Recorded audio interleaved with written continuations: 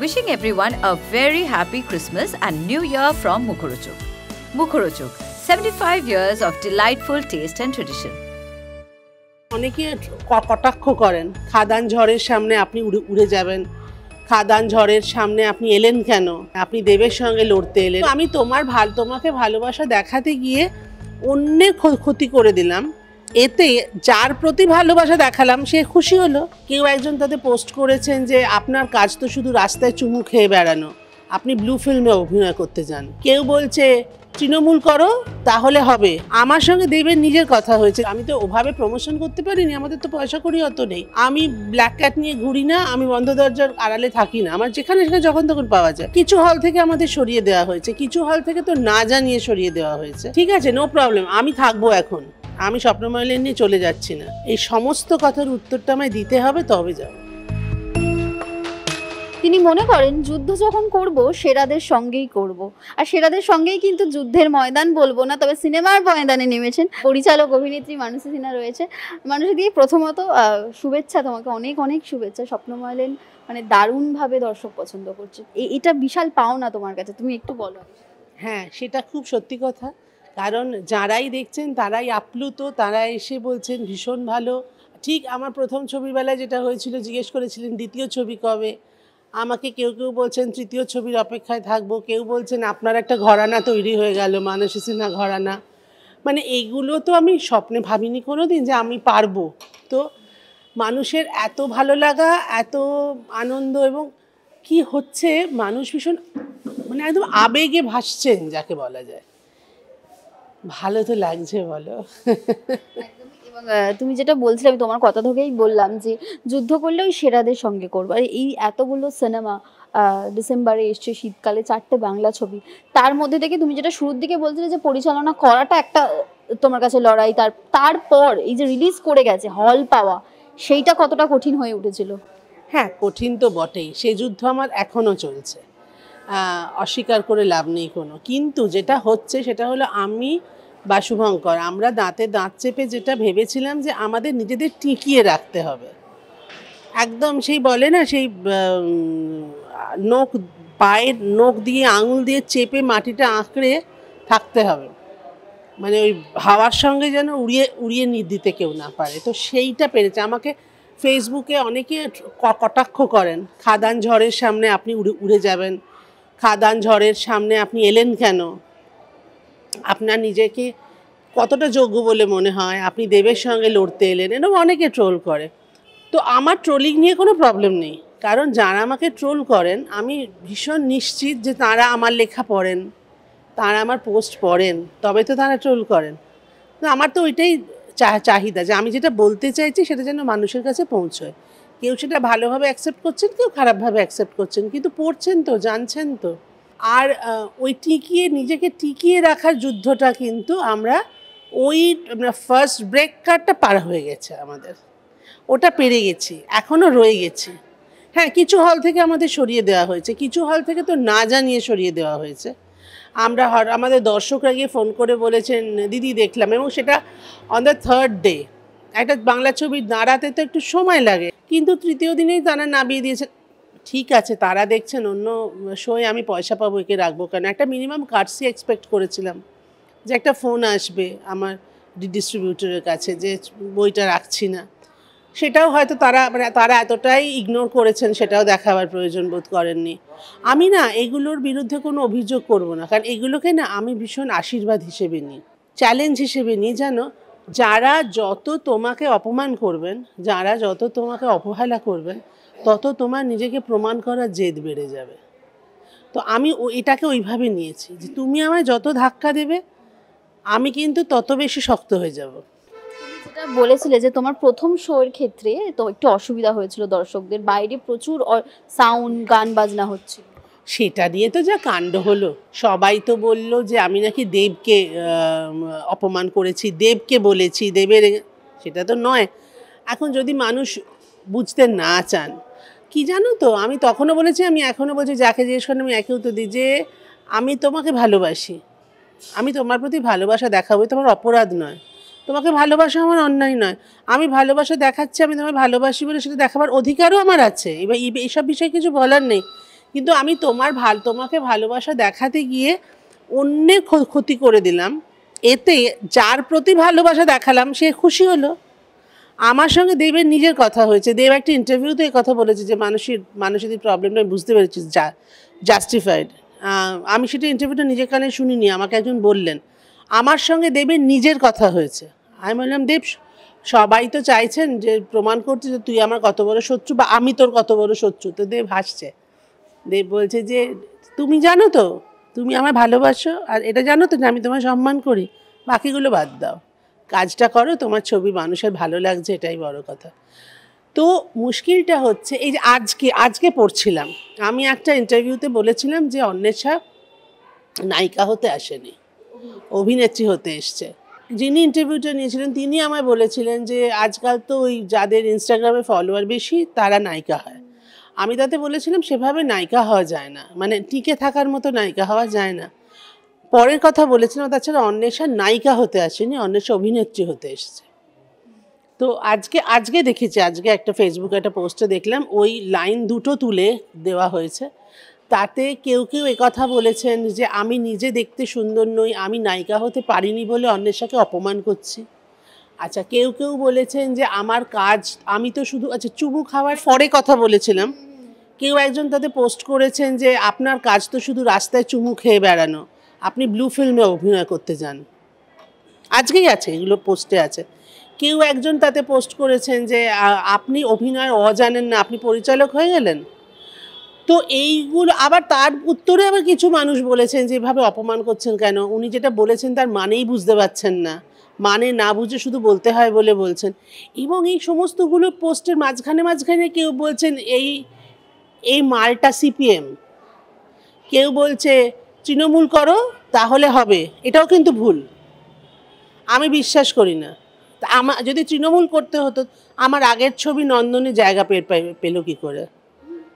নন্দন 2-তে তো আগের ছবি আমার জায়গা পেয়েছে, রমরম করে চলেছে, কখনো তো নন্দন কর্তৃপক্ষ বা সরকার থেকে আমাকে বলা হয়নি তোমার ছবি নামিয়ে দিলাম।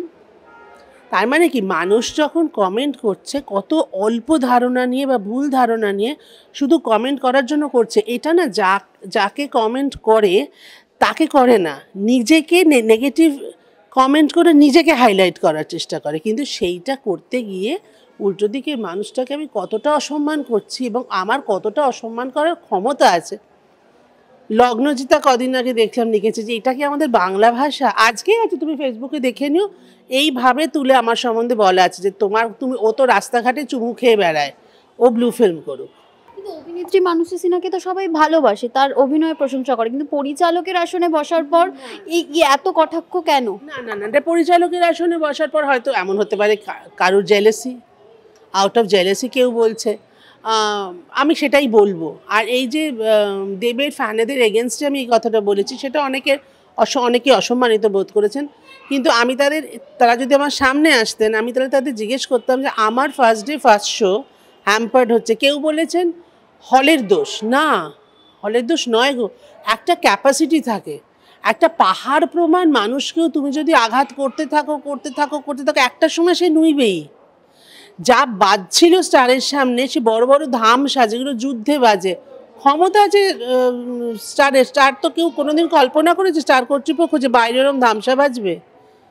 সাউন্ড প্রুফ তো বটেই, সেই জন্য শোটা চলেছে।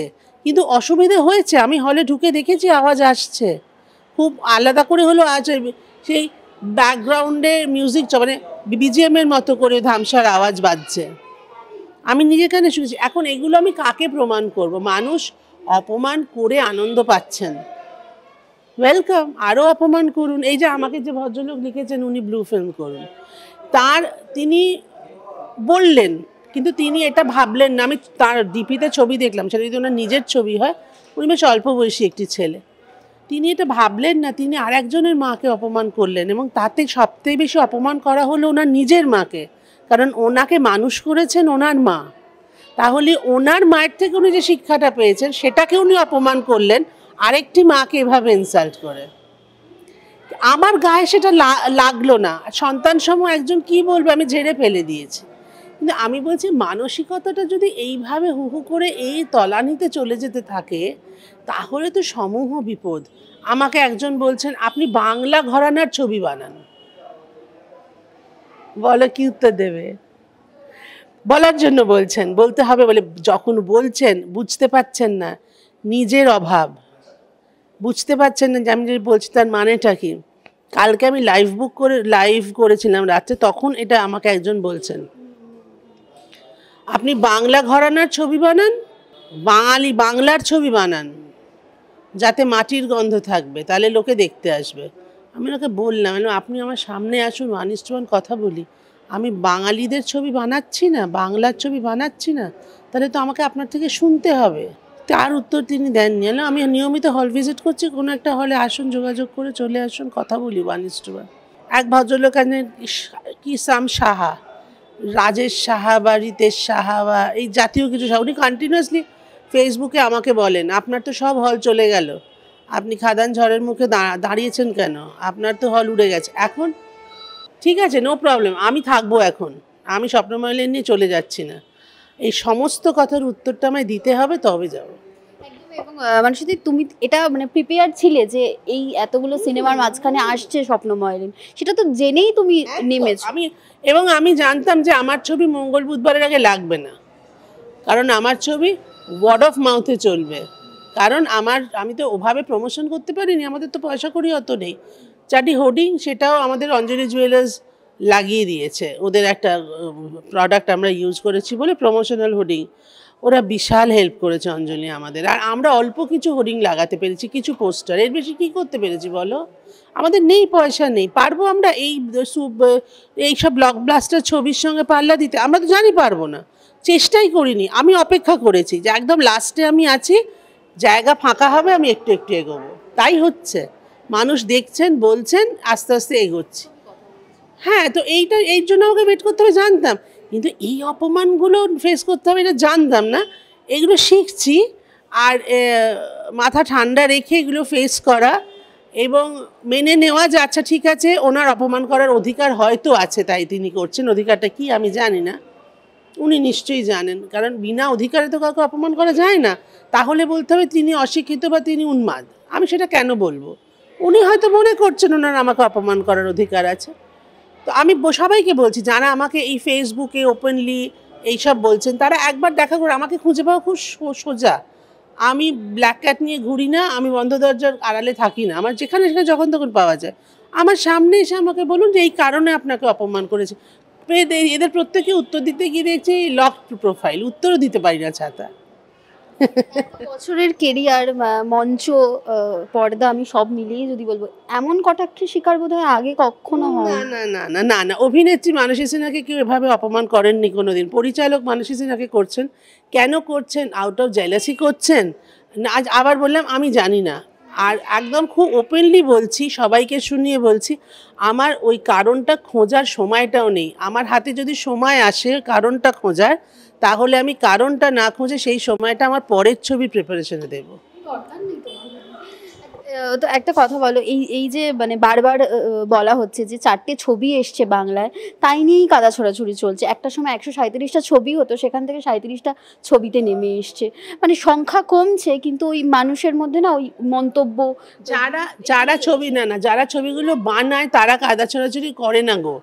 হ্যাঁ, কিছু তো প্রমোশনের জন্যও হয়, তারা কাদা ছোড়াছুড়ি করে না, তারা হাতে হাত রেখে চলতে। তাদের না এই যে বললাম, কিছু মানুষ তারা না কাঁধে দায়িত্ব নিয়ে নেন, ইটস মাই রেসপন্সিবিলিটি, আমি প্রমাণ করবো আমি তোমাকে কত ভালোবাসি, তোমাকে ভালোবাসি বলে ওকে কত ঘৃণা করি, সেসব দেখাবো দরকার পড়ে না। কিন্তু তার থেকে ঠান্ডা মাথায় ছবিগুলো গিয়ে দেখলে কাজে দেয়।